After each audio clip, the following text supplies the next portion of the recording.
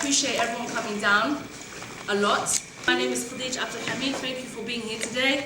So I'm basically going to take you through a journey of where I used to be and where I am today. I started Speak Now Forever Hold Your Dreams as a networking platform for young people between the ages of 16 to 26 years of age, because I realized that there wasn't a lot of positivity going around for young people.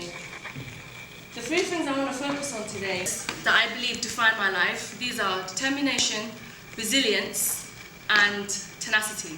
I remember the first time I was determined in my life to ever achieve anything. Once I get into my story, you'll understand I've never achieved a lot of things in my life. And the first time I ever decided that I wanted to achieve something, it was Brent Youth Parliament. Now, Brent Youth Parliament is a subsidiary of UK Youth Parliament, where a lot of young people, who are passionate about the youth and the community come along, and they basically talk about changes that they want to see within the world, or within, say, England or London, should we say. And I was part of the Brent version. So I was in charge, I was the head lead of the public safety and crime prevention of Brent. I had to lead around 7-8 young people. Now, when I entered Brent Youth Parliament, I didn't have no experience. I didn't have nothing going on in my life, and the lady that was in charge, her name was Renata. So Renata asked me, Khadija, listen, are you sure you can do this? Because this is tough work, looking after 7-8 people, running a campaign and trying to make a difference within your community in Brent, in charge of crime and what's going on here, doing all these things. And I was like, Renata, trust me, I can do it. I didn't have the skills. I didn't have anything background working with young people, no youth work, nothing. But I still persisted, and I said, Renata, I can. She's like, fine, I'm going to give you a shot. Please don't let me down. And I think we've been on the phone like around 5 times before she agreed. She ended up sending me the form, I applied to it, got the role, and then by the time I finished with Parliament, I got a certificate. So I said to Renata, I always keep my promise when I say to someone, if you give me an opportunity, I'll do it. Networking. Now, interestingly enough, so one of the reasons I started Speak Now Forever Hold Your Dreams, because I realised the power in networking. And through Brent Youth Parliament, I got a phone call one day. But before I go into the story, I just want to find out, by a raise of hands, has anyone ever had a moment in their life when they thought, I want to do something, they were meant to go to an important meeting, something that was going to possibly change their life, but they got so lazy and they were like, you know what, my bed's comfortable, I don't want to get up. What if? And what if always gets me to do something or step out of my comfort zone every time I got scared of doing something? So anyway, so I ended up going to this event, and then when I went at the event, I spoke for like a couple of minutes. I didn't want to speak, I was so shy. But I ended up speaking, talking who I was, what I'm doing, why I'm passionate about young people. And then when the event finished, we got into networking. I had no idea what that meant, but I learned. And then through the networking, I met Elena. Elena, guys, where do I start? Elena was the first person I've ever met in terms of networking, to move my form and stuff. I remember when I started, I didn't know how to fill in a form to, for a competition or for anything that I wanted. I didn't know what to do, how to write it, how to word everything. It's a bit like a business proposal. You have to be very precise with what you say. Anyways, and all the other opportunities came because of Elena. And I just want to say, sometimes when I look at these pictures, there's way more pictures I couldn't even fit in. But sometimes when I look at these pictures, I always think to myself, damn, imagine if I didn't get up. Imagine if I didn't have that what if. I wouldn't be here to recover or form, or adjust easily to change. I feel that resilience is part of my life, because there was a moment where I tried to take my life. And when I was in high school, as you can see from the pictures, I was bullied, had problems going on at home. High school wasn't really easy for me, and I didn't like it, to be honest. And then I had teachers telling me, you're not going to amount to anything, Khadija, and why? Because they based it on my intellect rather than my creativity and what I am capable to do, which is the reason I started this event as well. And then I ended up having counselling, and then when I had counselling, that's when I found out that I have mental health. And I didn't know what it was until I found out through tests and stuff that I had depression. I've also started campaigning for against the stigma of mental health in general, but focusing on Muslims and the Muslim community. This is just some of the interviews I've done. This is a blog that was released this year in March. And that's the interview I had last year, and a blog that I wrote with Huffington Post, and that was released this year, early this year, with BBC Three. Tenacity is the quality of being able to grip firmly, i.e. being persistent. Gershom, I heard that. And I was thinking in my head, he would definitely relate to it. Okay, this is where I'm going to break down my story for you guys, and I'm going to be quite quick because I know there's a lot of people. Okay, so from 2009 to 2010, around the same year I met Elena, I failed my A-levels, I was kicked out of college. So I failed my A-levels twice, and then I eventually got kicked out. Then I went to Brent Connections. I didn't know what they were at the time. They referred me to Brent Youth Parliament, and that's obviously where I met Elena. 2011, I was unemployed. I was literally rejected from over 60 jobs, I counted. And then I applied to a college, to go to Richmond College to do accounting. I don't know why I wanted to do that because I hate numbers. I like money, but I hate numbers. Then in 2012, I got kicked out of Richmond College. Long story. And then again, I applied to do an access course now. So when I failed my GCSEs and I only had English, as a GCSE, my parents were obviously upset. Then I was like, okay, there's hope. I went to A-levels, did my A-levels, repeated it, failed. They kind of was like still telling me, okay, Khadija, persist, which I did. I persisted. And then when I got kicked out of Richmond, they gave up on me. Anyway, so I did the course, I got accepted. And then now I needed to fund myself because I was still unemployed in 2012. I actually walked 8.8 miles for a job interview and I didn't get it. And I was so disheartened, and it got to a point where I was like, okay, let's just give up. Why are we trying? Why are we doing this? And then ended up finding a job that paid £3 an hour. And I did that, and I got paid, I only worked on a Saturday and a Sunday, roughly £48 a weekend or a week, just to get by to college because I really wanted to go to university. So I was like, okay, so I ended up doing that. And then it got to a point where I felt suicidal and things were getting really bad. I went to the NHS, I went to my GP, sorry, they referred me to NHS. I literally got support the next day because of the state that I was in. My whole life changed around, and then the lady said to me, you have two choices. You could either do, because it was 6 weeks, she goes, you could either continue doing what you're doing, because obviously my levels of harm and suicide was like this. By the time I finished, they went mild. She goes, you're okay. You can either get more counselling, you can get referred to tablets. And I was like, thank you very much, but I don't want tablets. I've heard what they do and I don't want them. She goes, the only thing you want to do now, you can only do, is work on yourself and your self-esteem, which I'll talk about more later, and where that got me into personal development. So really quickly, I started uni 2013. Then I finally got a job since 2009, since my last job. I got a job, and I just persisted. And it got to a point where I tried 4 times to get into university and I failed. Well, 3 times, the 4th I got successful. And it got to a point now where I was like, my first year went amazing, I got great results, and I just sat there, I was so proud of myself. I was like, yes, those teachers I said I would never make it to university, I still did it. With no GCSEs and no A-levels, I did it. And I was so happy and proud. And then we finished the first year. 4 days after we finished, or 8 days after we finished, I found out a close friend of mine took his life. What I want to tell you is that, as you can see on the board, success doesn't happen like that. If you can see in most of the years, within the same year, I'm having the worst year of my life. I'm also having the best things that could ever happen to me. It's just up and down. Basically, life is like a heartbeat. It has to go up and down, otherwise you're dead. Right? So if your life is just like this, you're dead. But if it's up and down, right, it's normal. Life is like that. At the time before Adrian died, and I know most of you know this, he was, an actor, he was an aspiring actor.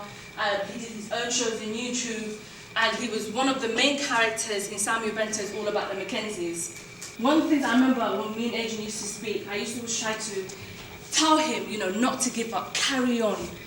I had no idea he was, he was going through mental health problems or anything. I was like, carry on what you're doing. Do what you can do. And one of the things he said to me is, I'm worried, Khadija. I am so worried that, I'm never going to be on TV. I'm not going to get there. And I said, it's going to take time. It's okay. It will take time. So he's like, fine. And I always try to encourage him. What I'm trying to tell you here is, 1 year and 9 months later, one of the things that Adrian was worried about is what if the Mackenzies never end up on television? I don't know how long it's going to take until it gets aired on television. And I was like, okay. And exactly a year, 9 months later, Samuel wrote as his status on Facebook, hey guys, check out the Mackenzies tonight at 8 p.m. on ITV. Yeah. And this is why I called my event Speak Now or Forever Hold Your Dreams. Because I spoke, but Adrian was so talented. If anyone knows him or watches his work, they'll tell you the same thing. He was a talented actor, but he's dead. So he held on to his dreams. As Khadija said, life is about up and downs. And the thing is with business, if you're not passionate about it, you will give up. Because I've been on my journey for about 5 years, and if I wasn't passionate, about it, I would have given up. Our parents tell us, go to school, get a good education. But do they normally tell us do what you're passionate about? No. No. So it's like life is always pushing you away from your passion. But you've always got to be like, no, I'm actually going to follow my passion. I'm actually going to go out there and actually follow my passion. You can read all the books, you can watch all the videos, you can self-develop. They're developing their self, but they're not developing their minds, Because I realized that, I love motivation, I love everything. But I had to actually go out there, talk to people. I actually had to take action. Make sure you stay positive. My name's Tyrell Christopher, and make sure you give value. So yeah, I did in fact work for British Muslim TV, and I was presenter and producer for that channel, and I produced 2 of its main flagship shows. What are the good things about being born in that generation, would you say? You're growing up with technology, you can actually use it to give value, Very good, yes, indeed. So there's lots of great things, the fact of scientific advancements, the technology, the fact that you can actually have best friends on the other side of the country because you can Skype them and Snapchat and do all those wonderful things. However, I am older, so I'm an 80s child. I feel I have a 24-year-old sister and a 12-year-old sister, a 18-year-old sister, sorry. And I can really see the difference in the way that we've been brought up, and I can see that how it's kind of affecting what this whole event is about, which is achieving your dreams. I feel that those that have been born in the 80s, the 90s, the millennials, although there is so many great advancements to being born in that generation, there are some things that aren't quite learnt, some skills that are really important. One of them is patience. When you have everything at your fingertips, if you want any piece of information, you literally speak to Google. You don't even have to type now. Just say, hey Google, and then you speak and then it tells you. And so these skills are things that I feel, one of those qualities anyway, can kind of hold you back. One is to assume responsibility and take ownership of circumstances. When I was 12, my mum had my younger sister, Hiba, and she had postnatal depression as a result. And so at the age of 12, I was then given a large amount of responsibility. So my dad was working all the time to obviously bring the money home. I'm 12, so my sister is 2, 3, 4, 5 months, and then my 6-year-old sister as well. So it's really important to assume responsibility, whichever job that you're in. If you were told in your job specification, these are the things that I want you to do them. That's brilliant. But then you're just doing your job. So do more than that. If you can see that there's something that's broken and you're thinking, well, it's not part of my job to fix it, why not? You fix it. Be the person that fixes it. Take that responsibility and change your circumstance. In order to excel and be great, you have to be the person that puts in 110. Don't just do what's normal, what's expected. Do more than that. It's the first thing. And I often try to think, people ask me, who are the interviews that stand out for you? Who are the people? And it's always the people that were kind and that were nice and that were smiley. And sometimes their content or what they were doing wasn't necessarily amazing. It didn't blow me away. But it was just the people that had good manners and good morals, and they didn't think they were better than anybody else because they'd got to a certain success. People don't go far with that kind of mentality. You can look around, if you just look in the industry in general, who are the people that go high and what kind of personality do they have?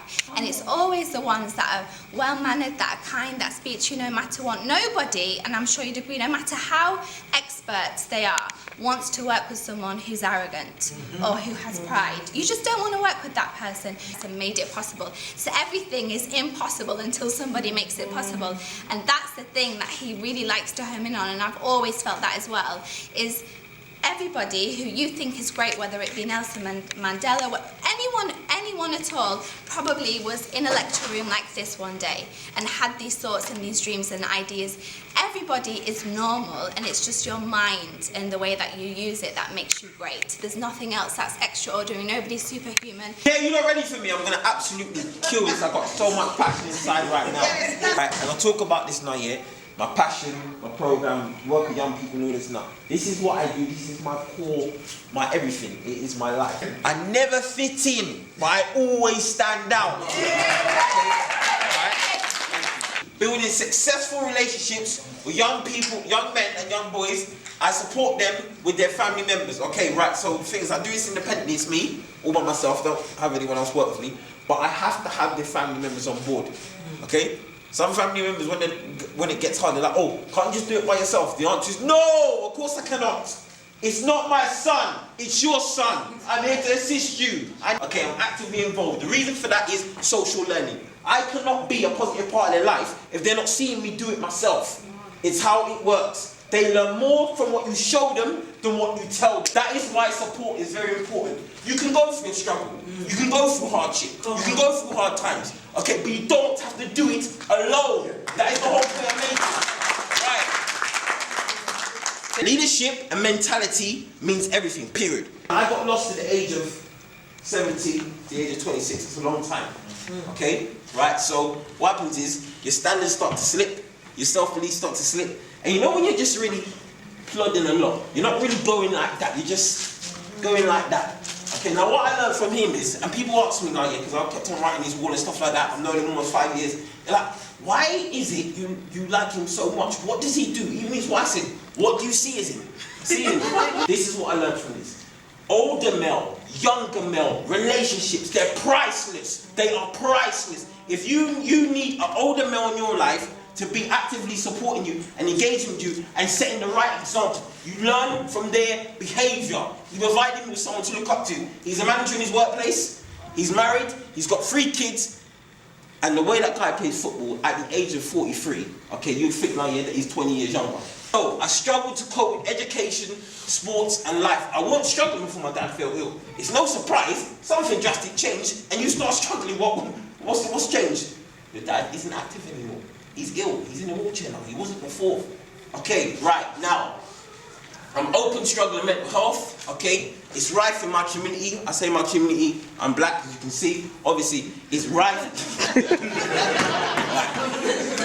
Pointing out the obvious here, I'm pointing out the obvious here, but I'm saying, in the private areas of Clapham housing and in black and ethnic minorities, mental health is rife, okay? We're seeing right now, yeah, we're seeing 11 stabbings this year.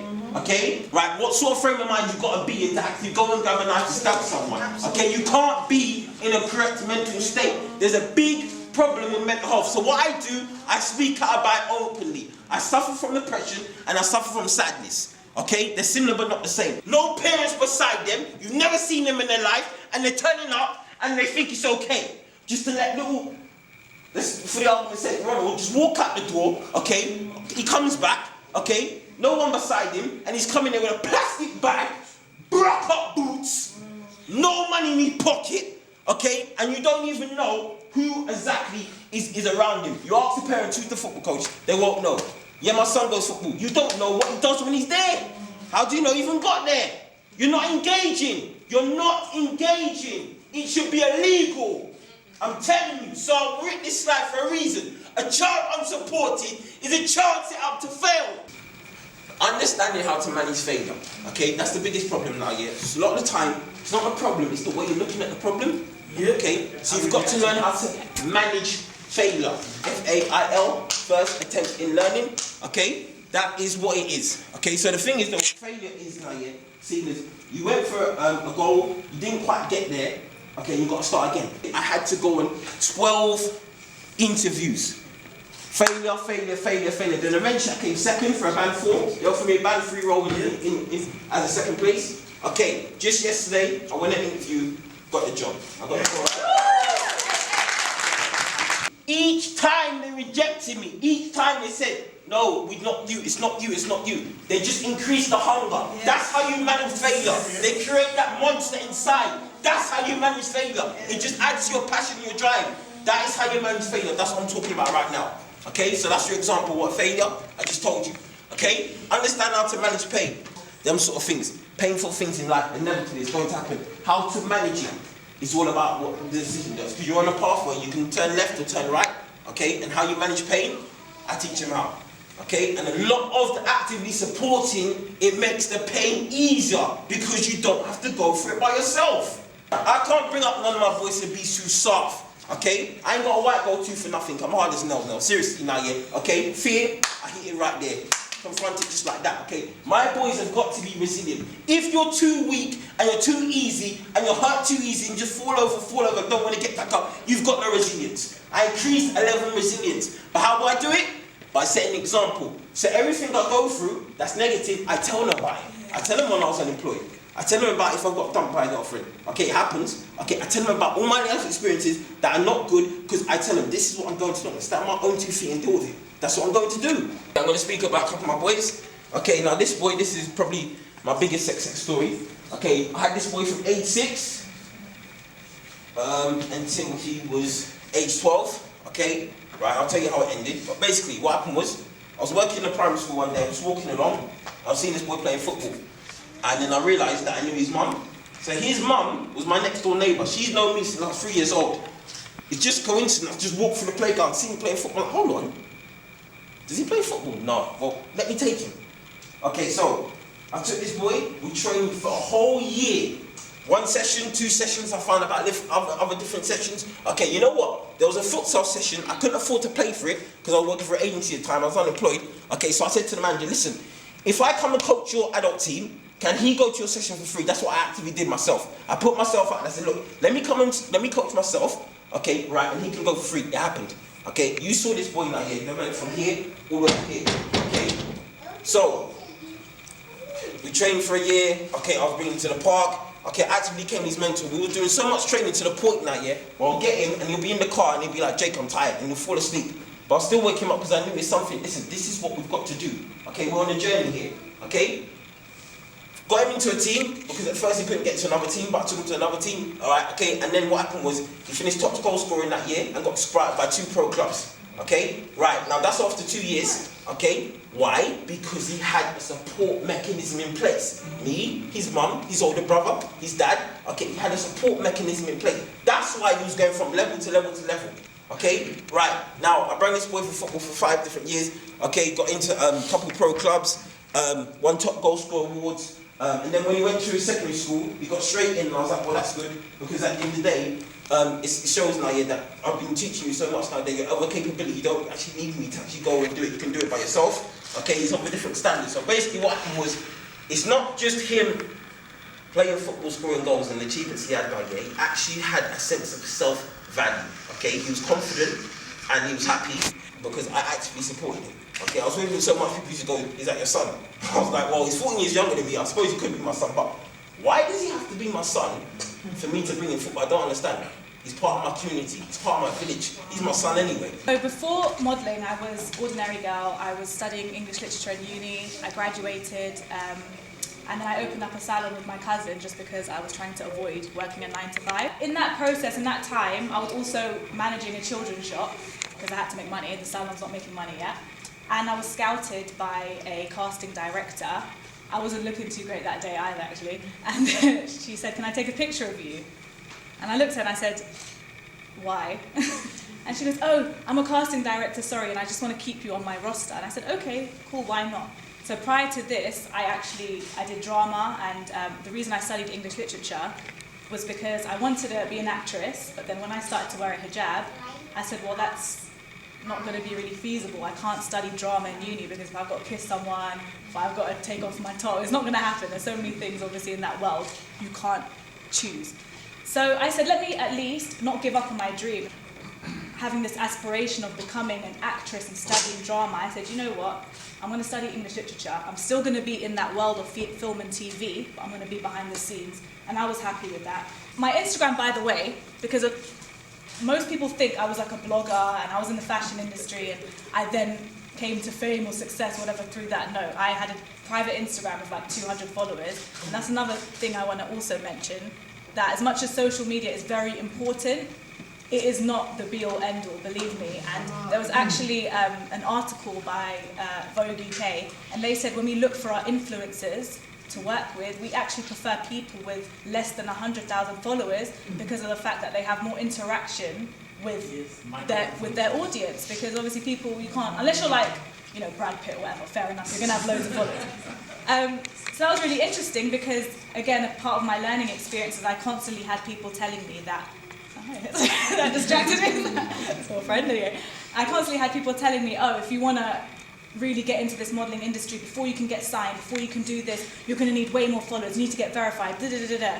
I only got verified like 2 days ago, so that had absolutely nothing to do with where I am today. And I actually had a laugh with my mum. I said to my mum, I don't understand, like I've got all these people trying to add me. My cousin said the salon, like the phone's blowing up because everyone's calling to interview me. I was like, what did I do? I just did that advert for H&M, like I was in the video for 2 seconds. So I Googled my name just to see, for me to know what the hell's going on. And it was like world's first hijab wearing model. And it was my picture. And then there was an article saying, comparing me to the first black model in the 50s, saying that this has changed fashion history. And I started laughing at my mum. I was like, they think I'm a model. Like, what the hell? And honestly speaking, I said, what do I do? Do I say, oh, that was fun, you know, that was cool, got paid a bit of money, back to my normal life and to continue pursuing my dreams in film and TV, or I milk the hell out of it, basically.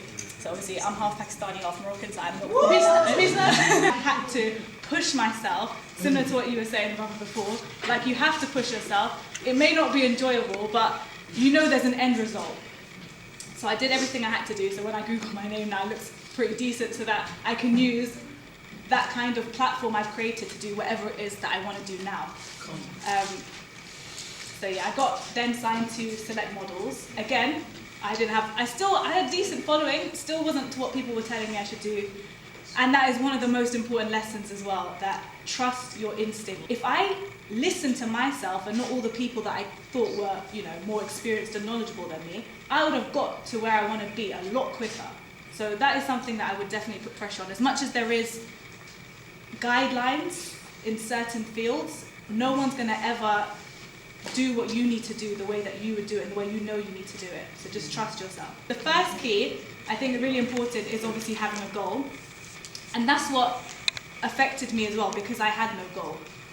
When I got signed to Select, and then I did the H&M thing, I did other brands here and there, I was like, well, what now? You know, and I think it's a problem with a lot of people. Sometimes if an opportunity comes and you don't have that strategy, you end up just rolling with it. And the second key to success is it speaks for itself, which is your work ethic. So as much as you can, like I said, understand the universe will help provide you with what you need, you still need to work hard for what it is. You not even work hard, you need to work smart, okay? So you definitely need to work towards what it is you want to achieve. The third key is, I think, the most important, and that is networking. And it's true. It's about who you know in life. And as much as it can be hard for some people, if they're not socially the most comfortable with interacting with other, but you have to be like networking or queen. Wherever I go, whatever it is, and don't do it like, you have to have some taste and class when you do it. You know, some people just be like, yeah, this is what I do, it's a bit cringe. You have to do it, let it be natural, but definitely networking. When you have the ability to network, trust me, that is part of, just understand everyone that you meet in life serves a purpose. Whatever it is, even if you drop something and they just, here you go, that little thing, that little interaction for that second has some purpose in your life. So just trust everyone around you, just trust whoever you meet. It will serve its purpose. Infrastructure, which is just being organised. You have to have organisation. Someone who's jack of all trades and someone who is an entrepreneur. They will say, there's famous sayings like most entrepreneurs have 7 different streams of income. So even if someone says, again, back to focus on one thing at a time, I was like, you do that and you keep earning what you're earning. I'm not on that. I'm going to do what I've got to do and have as long as I can maintain, like I said, and stay organised on top of everything, I'll do everything that I can physically do. Life is too short to just to waste your talents and your skills. You know? And the fifth key, which is the final key, is trust in God. And if you don't believe in God, then you have to trust in a higher being. So you tie your camel and then you trust in God. Obviously you've got to tie it so that it doesn't run away. But at the same time, if something happens to it, you put your trust in God, so there's no regrets. And again, you know everything happens for a reason. So the final key is 100%. Everything you do, if it still doesn't work, like I said, failure could keep happening. But just know that there's always a reason. It could be building you up for something more. I failed in, well, not, I don't even want to call it failure, but I've had so many depressing times in this period where, like, I was told, no brand now after this is going to touch you because you're associated to H&M. So I'm a model, but then the brands on the same caliber don't want to work with me because I'm associated to H&M. So what the hell do I do now? So I had a period of time where it was really difficult. I had brands contact me and say, this is the day of the shoot, this is how much, and when you see money, you're like, whoa, mom, we're going to change it, it's going to change up right now, and I was like, and then all of a sudden, you get an email saying, oh, sorry, I'm so sorry, it's not going to happen. And that happened. I had 4 different major brands in 1 week come to me and say, we want to work with you, and then the same week say, I'm so sorry, but we cancelled, I'm so sorry the director's ill, I'm so sorry, we want an American, so I was like, you know what, if I lost faith, if I didn't have that higher being to put my trust in, it would have made me go crazy. Because I didn't even ask for this. That's what makes it kind of worse. I just got put in this position, and then I'm trying to make the most of it, and then I just kept getting slapped in the face at one point. But then you just have to trust in God. You take responsibility and say, that's my goal, that's my dream, that's where I need to end up. What do I need to do to make sure I get to the other side? Yeah? So the barriers, we're going to face barriers. Barriers are not there for you. Right? In fact, barriers are actually a good thing. Barriers are a great thing. I love barriers. Why? Because barriers separate those who want the goal from those who really, really want the goal. You know? So the barriers are not there for you. The barriers are there to keep out the other people. The barriers are there to stop them. Your job is to get round that barrier, get through that barrier, get over that barrier, do whatever you can to get to the other side. Otherwise, if you don't, go-getters like me are going to come along. We're going to drive the cars you're supposed to be driving. Do you want that to happen? No? We're going to go on holidays that you should be going on holiday. Yeah? I'll even take your girlfriend. If you're not going to go for it, you're going to leave it to everybody else. And do you know why people at the top? Do you know why people at the top look so amazing? The reason people at the top look so amazing, it's not that they're smarter than you, it's not that they're stronger than you, it's not that they're faster than you, it's that you don't try. You don't even go for it. I hang around with millionaires and I don't know how they build their empires. I'm thinking, you don't even know this. You don't know. No, some of them don't know basic things. Basic things in business. I'm thinking, how on earth did you build your empire? And they said, you know what? Everyone around me, they're much smarter than me. I'll be very honest, they're much smarter than me. But the difference between me and everyone else that works for me is I take risks. That's it. They take risks, they put themselves out there. And that's why they look amazing, because nobody else wants to take a risk. So whoever does take the risk, they look like, wow, they're the glamorous, they're the amazing one, they're the smart one. No, they're not better than you, they're not smarter than you, they're not stronger than you, they don't deserve anything more than you have. The only difference is, they took a risk, you didn't. Your dreams are out there, your goals are there. You're going to throw excuses and look at all your limitations, but you're going to use those barriers and get to the other side. Choice is yours. And I wish you all the very, very best. Because every time I speak, I don't just speak because I feel like it. I don't just speak because, oh, I'm a speaker. I don't just show up and share my story because, listen, this is what I do. I speak because I realize that there is some soul, there is some soul lingering with their dreams, and they can take their dreams to the grave with them.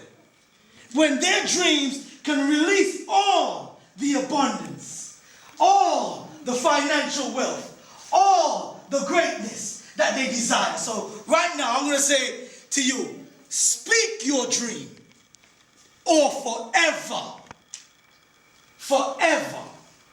taken to the grave with you. My name is Gershom Allen, aka Dr. G, the Love Motivator. That's right. You see, there is a lot of people in this world that don't understand who they are. They don't know who they are. But in order for you to know who you are, you need to take some time to figure out what love is.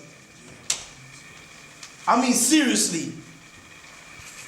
Take some time to look at yourself in the mirror and say, I got a scar on my head, just here, and I love it. I'm not a designer, guys. I just had the vision. I move forward. I'm not going to stick on that because we all created. If you don't want to believe it, it's your choice. We were all created for greatness. When you know who you are, who you're created to be, that you're meant to stand out, you're not meant to fit in, then you understand there is something great that you need to give back. And everybody of you, every single one that's in this room, you've got something great within you. You've got to understand. I can't tell you this. I can't get you to understand it any better than this. Greatness don't just show up just like that. Greatness means it's got to be unveiled. It's got to be broken down, piece by piece, layer by layer, and as you move forward for me, that's how it works. So that's why when I left the same country I was born, and this is a college dropout, came to Enfield in North London. This is a guy that couldn't spell his name, and when I went back to Manchester just a few years ago, they said, "Come, I want you to speak to my kids," and my dream came true. Whoa! This is a guy that said, "Listen, one day I will be speaking and I'll be changing lives. One day I would take that gift that my father had and that gift to the next level where I was about to touch the world so I could speak in Atlanta. I did that this year." Come on, guys. The world's watching me now. I'm trying to say this to you. I did not just show up just like this. I understood that I had to love myself. I understood I had to find my gift. I understood I had to invest in myself. I understood that I'm going to have to push past my pain to get me to my greatness. Some of you get a little bit of pain and I don't feel like it. I was there.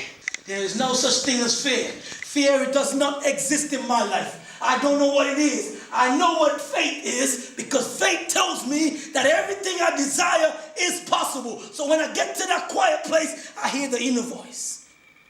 That's where he acts. He acts in order. He acts in order, not in confusion. So if you're trying to do everything, hands in the bucket, you're trying to do everything, it ain't gonna work. You gotta get to that quiet place. I don't go on the merry-go-round. I hate the merry-go-round. I love a roller coaster. I go up and I go down. I go up and I go down. So every time you try, you did not fail. You just went down and you've got to push. You've got to work. That's how it works. Where your focus goes, your energy flows. Focus. Focus. Sometimes you got to change the lens. The problem with you, you're looking into the wrong lens. I need that money. I'm going to play this lottery. I need this money. Look at your gift for a second. Start giving your gift to the world. How many people in the world? What's the population? Tell me. 7.5 billion. How much? 7.5 billion. 7.5 billion. Imagine if the world gave you £1. So give your gift to the world. Why are you keeping your gift? If you got your thing on private, get off of social media. I'm not going to talk about marketing.